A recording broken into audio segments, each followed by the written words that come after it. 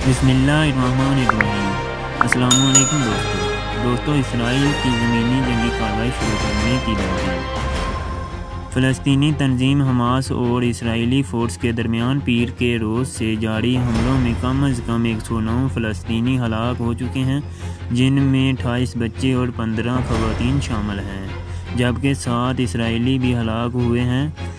اسرائیل نے غزے پر جمعرات کے روز فضائی حملوں کا سلسلہ تیز کرتے ہوئے کہا کہ اس کی فوج زمینی کارروائی کر سکتی ہے اور اپنی فوج غزہ کے سرحد پر جمع کر رکھا ہے۔ حماس کے زیر کنٹرول علاقے پر زمینی حملہ کرنے سے قبل اسرائیل اپنے 9,000 فورس کی وہاں تعینات کی ہدایت دی ہے۔ اس دوران جنگ بندی کرنے کی کوششیں بھی جاری ہیں، حالانکہ اس میں کسی پیش رفت کے آثار دکھائی نہیں دے رہے ہیں۔ غزے پر اسرائیلی بمباری کا سلسلہ جاری، 70 کے قریب ہلاک۔ اسرائیل نے فضائی حملے کے لیے غزے کی کئی بڑی عمارتیں، پولیس مرکز اور سیکورٹی کے دفتر تباہ کر دیے ہیں، حالانکہ اس کے حکام کے مطابق تشدد کے آغاز سے اب تک 17 بچوں سمیت 69 افراد ہلاک ہو چکے ہیں۔ غزے کے علاقے میں بسے فلسطینی جب 13 مئی جمعرات کی صبح عید منانے کے لیے جاگے تو فضا میں اسرائیلی جنگی طیاروں کی گونج گرج تھی اور غزے کے متعدد ٹھکانوں پر مسلسل بمباری جاری تھی۔ دوسری جانب اسلامی گروپ حماس کی جانب سے بھی وقتہ فوقتہ اسرائیل پر راکٹوں سے حملے جاری تھے۔ اسرائیلی وزیر اعظم نے جمعے کے روز ایک ویڈیو پیغام میں کہا کہ حماس کو بڑی قیمت ادا کرنی پڑے گی۔ ابھی ہم نے اپنے آخری الفاظ ادا نہیں کیے ہیں اور یہ کارروائی حتی الامکان بہت دور تک جائے گی۔ اسرائیل کے ایک فوجی ترجمان نے بتایا کہ اسرائیل نے غزے کی سرحد کے ساتھ زمینی فوج متحرک کر لی ہے، جو زمینی کارروائیوں کی تیاری کے مختلف مرحلے میں ہے۔ اگر اسرائیل زمینی کارروائی کرتا ہے تو اس کا یہ اقدام سن 2014 اور 2008-9 میں اسرائیل غزے کی جنگوں کے درمیان کیے گئے آپریشن کی طرز پر ہوں گے۔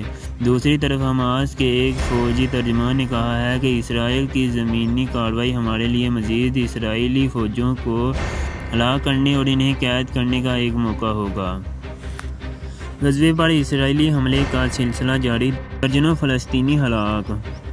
اسرائیل نے غزے کے علاقے میں ایک بار پھر فضائی حملے کیے ہیں۔ اب تک ان حملوں میں کم از کم 33 فلسطینی ہلاک ہو چکے ہیں، جبکہ حماس کے راکٹ حملوں سے 4 اسرائیلیوں کی موت ہو گئی ہے۔ اسرائیل نے حماس کے راکٹ حملوں کے جواب میں مزید متعدد فضائی حملے کیے ہیں، جس میں ایک 13 منزل اور دوسری 9 منزل رہائشی عمارت تباہ ہو گئی ہے۔